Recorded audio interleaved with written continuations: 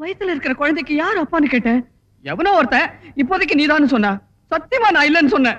நீ இல்லங்கிறது எனக்கும் உனக்கும் மட்டும்தான் தெரியும். உலகத்துக்கு நீதான் என் புருஷன். உன்னை சும்மா விட மாட்டேன். கோர்ட்ல கேஸ் போட்டு உன்னையும் உங்க அப்பாவையும் கொண்டு போய் நிறுத்திடுவேன்னு சொன்னா. மிரட்னா. Please help me. Stop it. Your Honor, இந்த நாட்டிலே வறுமையின் பெயரால் கற்பு விலை போகிறது. ஆனால் இதோ இந்த மைனர் ராதா அப்படி அல்ல. இவள் ஒரு தனி ரகம். வசதியான வாழ்க்கை வாழ வேண்டும் என்று ஆசைப்பட்டால் அதற்காக உண்மையிலேயே அப்பாவியான ஒரு பணக்கார வாலிபனை பிடித்து பல இடங்களுக்கு அழைத்து சென்றாள்.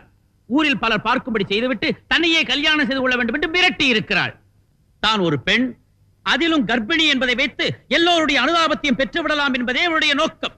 இவள் பெண்மைக்கே களங்கம். இவள் பெண்ணின் பெருமைக்கே சாபக்கேடு. இவளுக்கு தகுந்த தண்டனை அளிப்பதன் மூலம் இந்த சமுதாயத்தில் இப்படிப்பட்ட பெண்கள் யாராவது இருந்தால் அவர்களுக்கும் இது ஒரு பாடமாக அமையும் என்பதை மாண்புமிகு நீதிபதி அவர்களுக்கு தெரிவித்துக் கொள்கிறேன். That's all, Your Honor.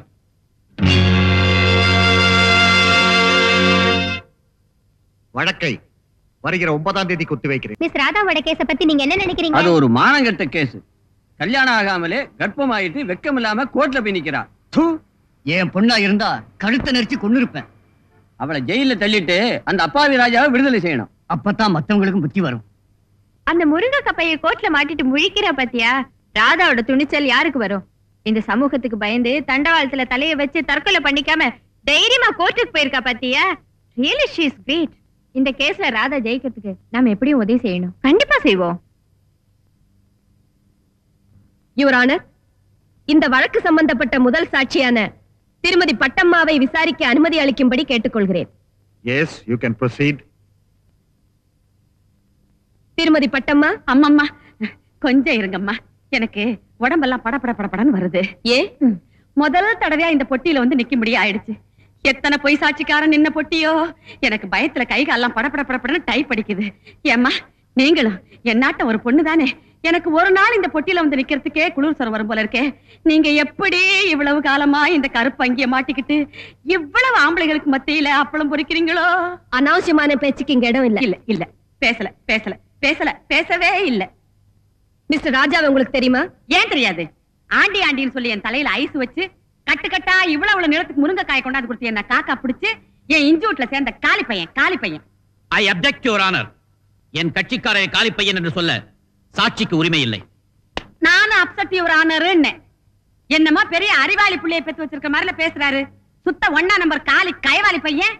பொம்பளை பொறுக்கி மூஞ்சி பாரு மூஞ்சிய முடி. மிஸ் சகுந்தலா தேவி, இங்கே கேட்கப்படும் கேள்விகளுக்கு மட்டும்தான் உங்கள் சாட்சி பதில் சொல்ல வேண்டும். Yes your honour. மன்னிச்சுங்கம்மா, என்னால பாவம் உங்க தொழில் கிடைஞ்சல் வர வேண்டாம். அவனை நடு பஜார்ல வச்சு 4 வார்த்தை நாக்க பிடிங்கிற மாதிரி நான் கேட்டுக்கிறேன். நீங்க என்ன கேளுங்க. மிஸ்டர் ராஜா, உங்க பயிற்சி நிலையத்துல எது வரைக்கும் படிச்சாரு? லோயரா இல்ல ஹையரா? லோயரும் இல்ல ஐயரும் இல்ல, லோப்பரு. அவன் என் இன்ஸ்டிடியூட்ல சேர்ந்ததே டைப் அடிக்கிறதுக்கு இல்ல, சைட் அடிக்கிறதுக்கு தான். ராதாவையே பார்த்து கொரில்லா மாதிரி பல்ல காட்டிக்கிட்டே இருப்பான். எப்ப பார்த்தாலும் லவ்னு அடிச்சே என் மெஷின்ல இருந்த LOVE எழுத்தையே தேய்ச்சு விட்டான் போங்க. திடீர்னு வரப்பு வேற வந்துடும் அவனுக்கு. காதல் வரப்பு. என் மெஷின்ல தலைய வச்சு கனவு காண ஆரம்பிச்சிருவான். அப்புறமா தான் இவனை நான் மோப்பம் பிடிச்சேன். ஆஹா, இவன் தூண்டிக்காரன், ராதாங்கிற மீனை பிடிக்க வந்திருக்கான், இவனை வச்சிருந்தா நம்ம இன்ஜூட்டுக்கு ஆபத்துன்னு விரட்டி அடிச்சுட்டேன். அப்புறம் அவர் உங்களை சந்திச்சாரா? என்னைய சந்திக்கிறான்? என்கிட்ட லவ்வா என்ன? அந்த ஏழை பொண்ணு பின்னாடியே சுத்திக்கிட்டு இருக்கான்னு பாக்குறவங்க சொன்னாங்க.